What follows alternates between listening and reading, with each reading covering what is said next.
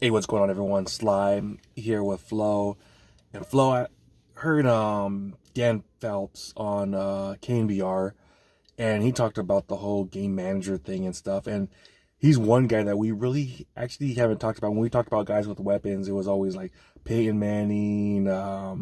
Who else? Who was it? Even Joe Montana, John Elway. All these guys always had weapons. Dan Phelps, another guy that had weapons, and he admits it on this little segment here. Let's check this out, and we'll talk about it. Super Bowl, and we're going to do it with a Hall of Fame quarterback and one of my absolute favorites growing up. Love the Chargers, love Jefferson and Chandler and Joyner and Winslow and James and Muncie, but it was a quarterback that got everybody in line. Give him the ball and let him go. Dan, thank you so much. It's always fun talking to you.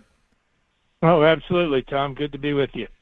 Oh man, so I just want to get your thoughts on Brock Purdy because it's funny to me. This still, yeah, I feel like here in the, well, I want to say in the Bay Area, but we get a chance to watch him, and I just shake my head all the time when I hear people that still want to hold on to the fact that system quarterback only good because he has weapons and just a myriad of other reasons. When if you watch the games, you realize this guy's out there like, and he's a reason they're not winning despite him. And you played that position at such a high level.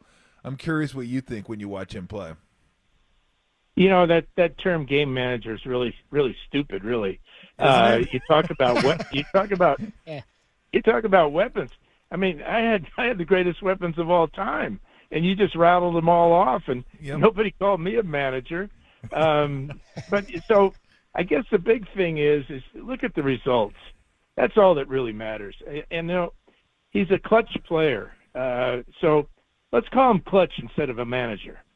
No, it's funny because I said the same thing, Dan. I'm like, why is that even a bad thing? Like, isn't that what you're supposed to do? Is manage your team, get him the ball when you're supposed to get him the ball. Some throws are going to be tougher than others, obviously, but that is actually your job. And how that became a slight at some point, I mean, I would love a guy. It's like a point guard. I want somebody to run my system and do it the way I want it to be done. Got to improvise a little bit, right? But okay, you know, most of the time you're going to run it. I don't know why that ever became a negative. I really don't. Yeah, I don't either. I think that you know, we got to label everything these days, put them in a pigeonhole or something. Yeah. So you know, he doesn't, you know, measure up to all the superstars that are out there today. So, but so what? He's in the Super Bowl. I mean, isn't that why you play the game? As somebody said, is you win the game, and if you win enough, you keep playing until the end of the year, and you hopefully to win that one. So, you know, nobody ever called Montana a game manager. He was a superstar, and that's what Brock Purdy is going to turn into be. All right, man. So another quarterback out there pretty much saying, bro, we all had weapons. Like, obviously, Dan Phelps had the best tight end, one of the best tight ends of all time, in Kellen Winslow, who I remember coming home from school, and it was before my time, but watching NFL films and watching Dan Phelps out there with Kellen Winslow, like, man, these guys were freaking awesome, you know, and just hearing another quarterback saying, dude, like, come on, and then at the end of the segment, pretty much calling Brock Purdy a superstar, which, you know, I've heard one other analyst out there that called Brock Purdy a superstar already, and that was Brian Baldinger. So hearing this, like, pretty much from Dan Phelps, like, he's pretty much on his way to being that, I was like, all right, man, like, I'm glad that these guys out there that played the game, they know what they're talking about. To be called that kind of pumps me up, and know that the guys that watch the film, they know what they're talking about. Dan Phelps, he's a guy that does he still do color commentary? I believe he. Yeah, I believe more for college though, right? Dang, I can't remember, but I know he for preseason definitely. I know he does the Chargers broadcast. He might still be doing the NFL, but what do you think about this, man? Yeah, man. Obviously, he's right, and you got to take this more to account than pretty much any of these other analysis, because this guy played the game of quarterback. You know, Hall of Famer at that as well. So he legit knows what he's talking about, and it's just such a stupid argument where they're like, "Oh, you got all this talent, so that doesn't make you a good player." Of course, in order to be a good team, you're gonna have talent on that team. It's that simple. There's no teams that just a single player makes that much of a difference. You know, especially in the professional sports, maybe college, yeah, you could get away with being that best guy, you know. But when it comes to the NFL, you got to have a team around you in order to be successful. So in order for these guys to kind of discredit Brock Purdy just because we do have talent around him, it's just such a stupid argument because, like we've said it over and over, repetitive now. There's been other guys in the same damn position, and we got nothing out of them. It's that simple. And this guy, we didn't expect anything out of him, but he's gotten so much more out of his guys just because he makes them better. Let's be honest, he makes them way better. I'm not sure if it's just like that, like quiet leadership he has, the way he processes things, but there's just something about him that he just makes everybody around him better, and that's not a game manager, man. Technically, everybody's supposed to be a game manager if you're playing quarterback, right? You're supposed to be managing the game, but there's guys who just go beyond that and take you to another level, and that's what Brock Purdy has done for us. Yeah, these days game manager is looked at as a bad thing. So, I mean, the way that we look at it, when we hear game manager, we think of guys that just couldn't get over the hump, or guys pretty much that manage the game, but guys can't be the superstar, you know? And Dan Fouts, man, the dude that he's like, it's good hearing him. It pretty much put people in check. Like, dude, I had weapons. Like, all these great quarterbacks had weapons. So why is it that Brock Purdy's getting a knock at this? Just, you know, Peyton Manning, everybody out there has weapons. So out there for some reason going after this dude, a dude that's been here for 20 something games, and you're gonna be out here, pretty much saying, oh, it's a system, it's this, it's Kyle Shanahan. Well, let's be honest, I love Kyle Shanahan, but he hasn't won anything yet, you know?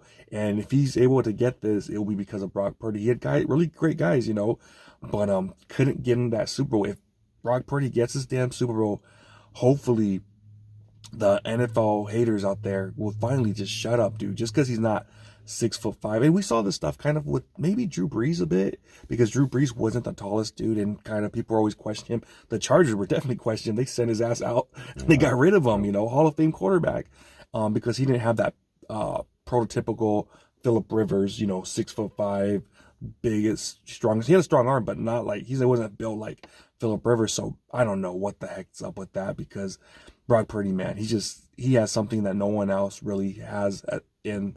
Like, everyone has it, but this guy, he's like a master chess player, pretty much, that knows how to dissect the defenses, and that's what makes him great, man. That's what makes him amazing quarterback. He was at Iowa State, and he had nobody out there, and he still was making it look easy out there. I know sometimes he didn't have those greatest games, but dude, he didn't have no talent out there.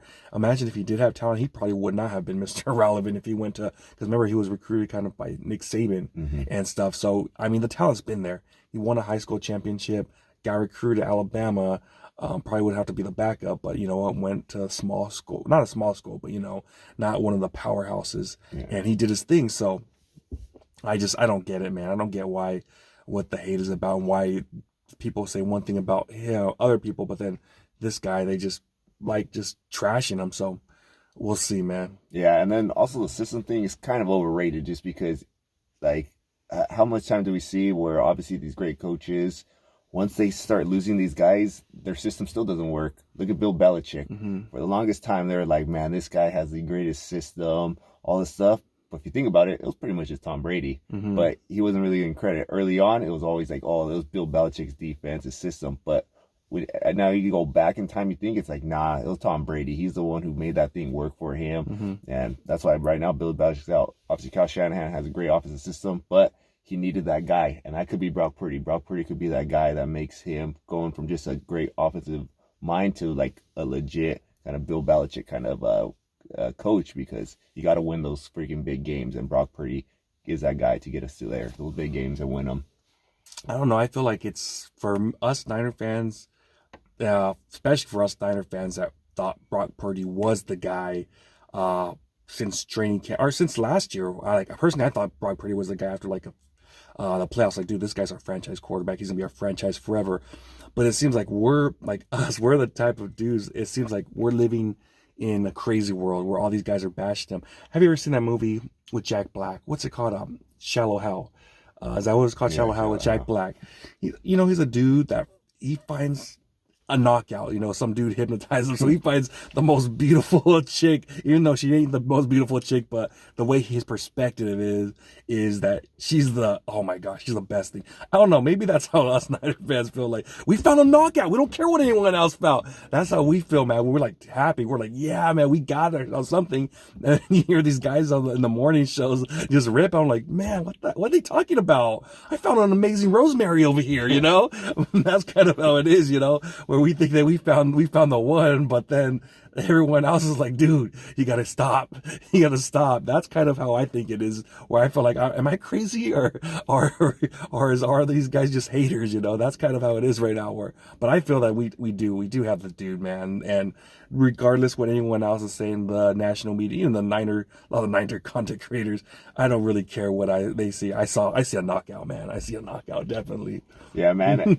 And I understand. It takes a while to kind of really understand what's going on. Because I remember not his first game that he played, because that was the Chiefs game. And the last fourth quarter, yeah. Then the Dolphins game, obviously, he came in because of Jimmy Garoppolo. But I got to go to, what was that, his first start against Tampa Bay, right? Mm-hmm. I was there at that game, and I was like, man, something just feels different. Like, we were just moving the ball so easy. I was like, dude, like, I've never really seen this. No. I was like, we're scoring points. And I was talking to my buddy Edgar. He actually sent me a screenshot the other day, like, showing that was the first game. He's like, dude, I can't believe we were at this game. And I'm like, yeah, like, I was like, it was crazy because we had like no expectation of this guy going into it, but then after we're like, dude, like this guy actually might be legit. Mm-hmm. And it was just like that simple. But you had to have like really watched it. You had to have been watching a lot of Niner football beforehand, because mm-hmm. I remember 14 points to 21 points, like that was like a really good game for us. And then all of a sudden we were hitting the like 30s. I was like, oh shit, like. I know they're saying this guy has a lot of weapons, but I'm like, we were never scoring that much mm-hmm. beforehand. Before this guy came in, I was like, so this guy was that difference maker for us, you know?